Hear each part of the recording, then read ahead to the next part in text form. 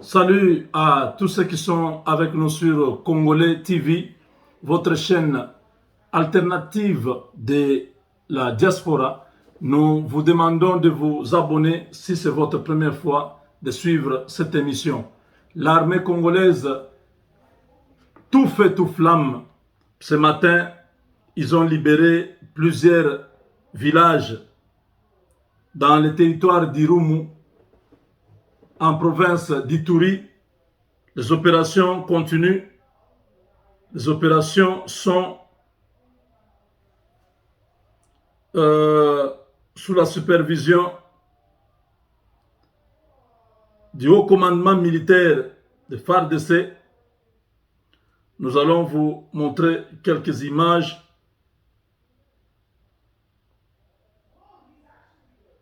C'est très grave.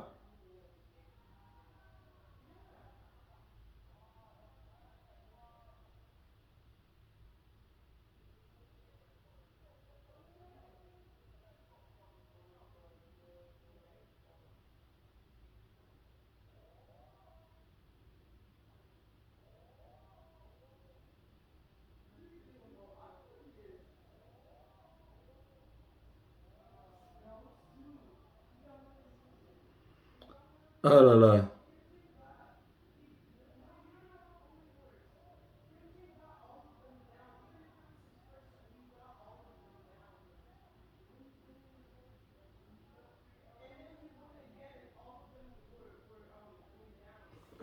Donc, l'armée congolaise a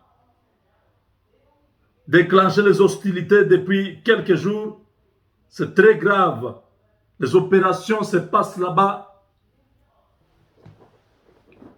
Tous les groupes armés n'arrivent pas. La force de feu de notre armée, la force aérienne, la force terrestre, au même moment, en train d'avancer.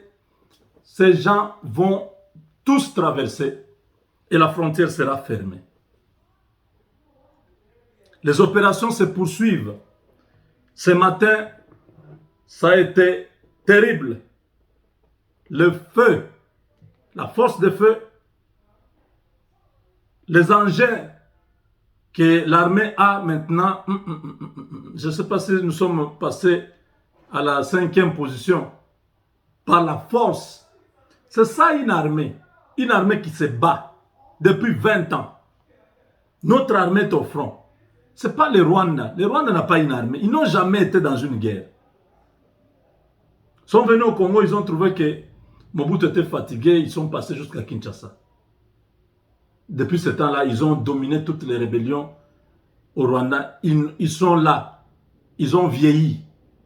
Ils ne sont pas prêts. Si ces petits commandos décidaient de traverser la frontière vers le Rwanda, ça sera une panique de tous les Rwandais. Kagame a paniqué déjà. Il dit non, il faut trouver un plan pour protéger les Banyamulenge. Il a peur de ce qui est en train de se passer actuellement au nord Kivu, au sud Kivu et en Ituri. Ça va avoir de la répercussion sur son pays.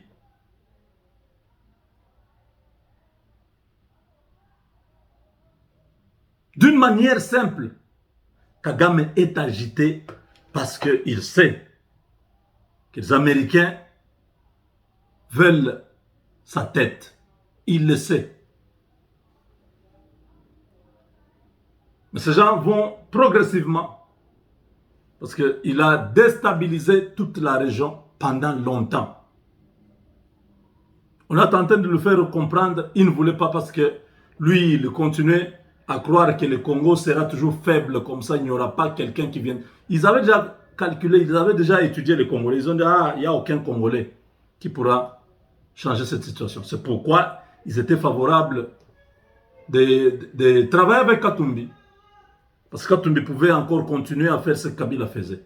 Malheureusement pour eux, Dieu a décidé, Dieu a changé les choses. Aujourd'hui, la RDC a un homme, c'est Félix Tshisekedi.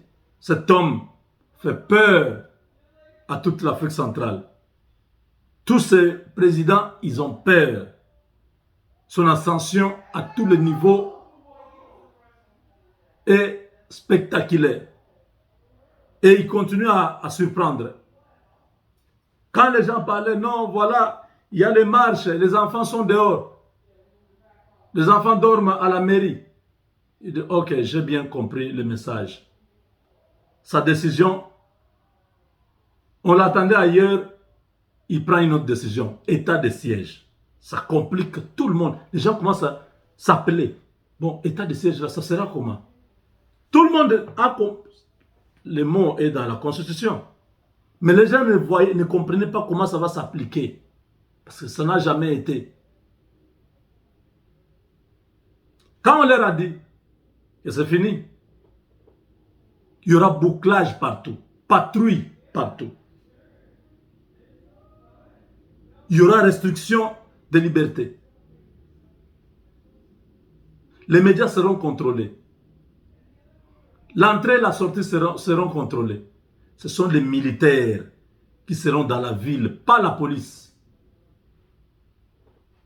Ce sont les militaires qui vont être partout pendant ce temps-là.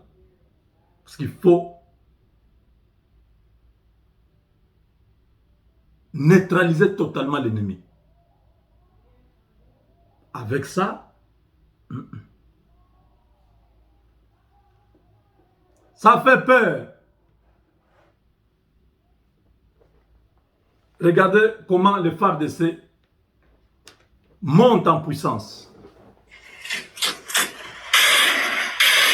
Les canons vers la menace et les unités rangées à l'ordre de bataille utile, les FARDC ont lancé une offensive impitoyable contre la coalition FPIC et FRPI ce matin au village Nyakoundé, situé à 47 km au site de Bunia. Par les attaques enveloppées, pendant une heure de combat, l'armée régulière a conquis et consolidé le village Nyakoundé, Kalingi, Malumbata, Malumbabo, à la plus grande satisfaction du médecin directeur de l'hôpital Nyakoundé, en présence du commandant 3e zone de défense après la conquête, où la milice avait pris en otage cette institution sanitaire et les malades, qui est un crime contre l'humanité. Vous allez voir avec nous aucune population et nous n'étions restés qu'à 4 personnes dans le sein de l'hôpital.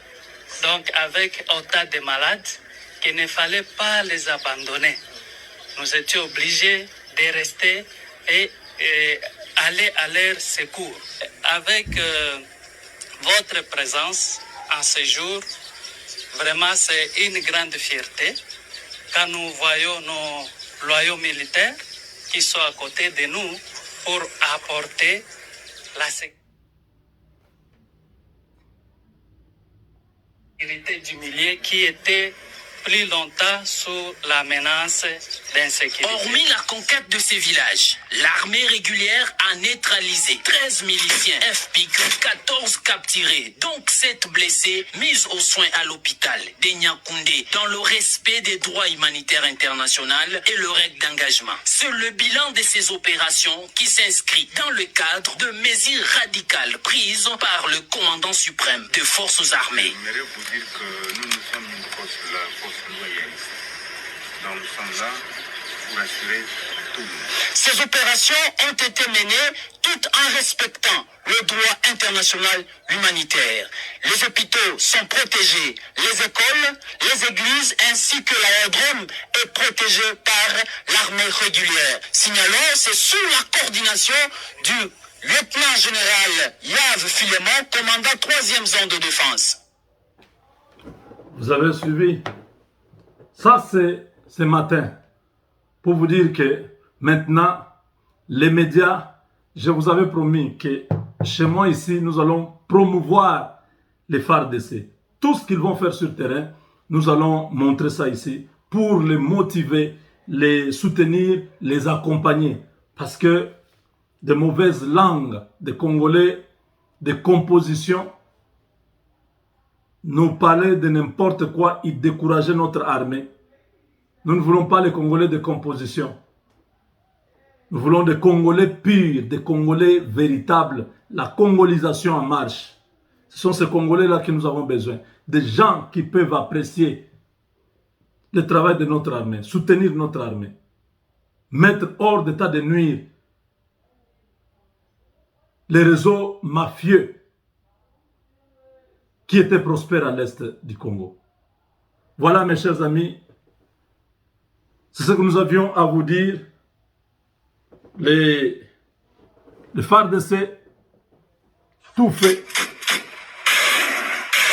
Les canaux vers la menace et les unités rangées à l'ordre de bataille utile, les FARDC ont lancé une offensive impitoyable contre la coalition FPIC et FRPI ce matin au village Nyakoundé, situé à 47 km au site de Bunia. Par les attaques enveloppées, pendant une heure de combat, l'armée régulière a conquis et consolidé le village Nyakoundé, Kalingi, Malumbata, Malumbabo, à la plus grande satisfaction du médecin directeur de l'hôpital Nyakoundé, en présence